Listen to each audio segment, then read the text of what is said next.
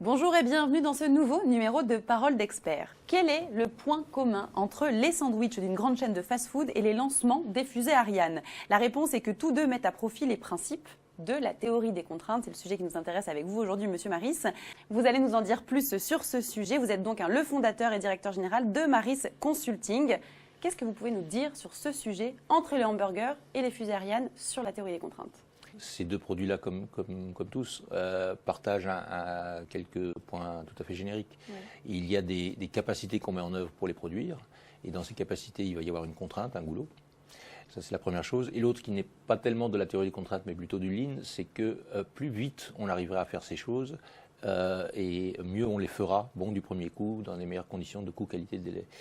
Pour les fusées Ariane, ou plutôt le premier étage sur lequel on est intervenu, il s'agissait de réduire le temps pour produire l'étage, ce qu'on a fait dans d'importantes proportions.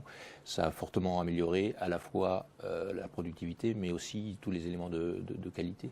Et de la même manière, effectivement, le leader mondial de la restauration rapide, nous avons réduit notoirement le temps de livrer un client, et ceci a eu beaucoup d'effets induits, aussi bien sur les déchets alimentaires que sur la performance en général.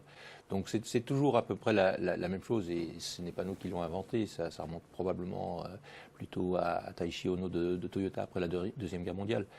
Plus vite on va du moment où on a la commande jusqu'au moment où on l'a terminée, mieux se passera la performance de l'entreprise.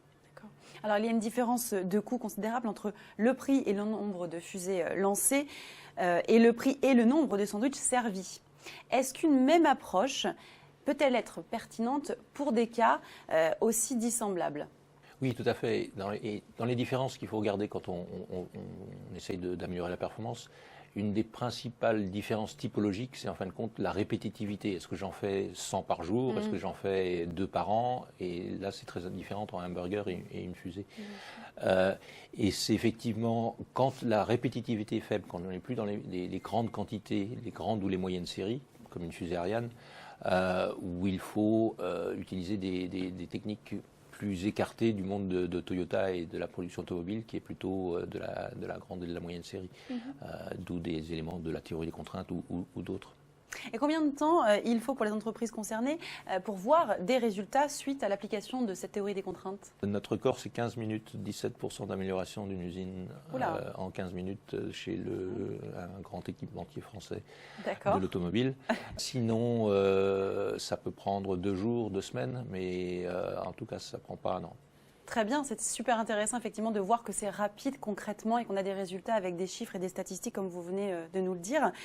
Comment peut-on en apprendre davantage sur la théorie des contraintes pour les personnes qui nous regardent? J'imagine que ça les intéresse.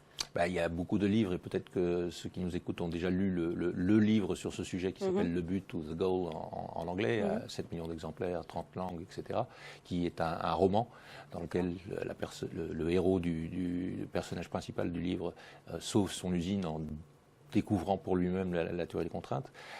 Donc il y a ce livre-là et de nombreux autres. Sinon, il y a notre site internet, la chaîne YouTube que nous animons avec 200 vidéos, ou les formations que nous animons régulièrement sur ces sujets-là. Très bien, merci beaucoup. Merci.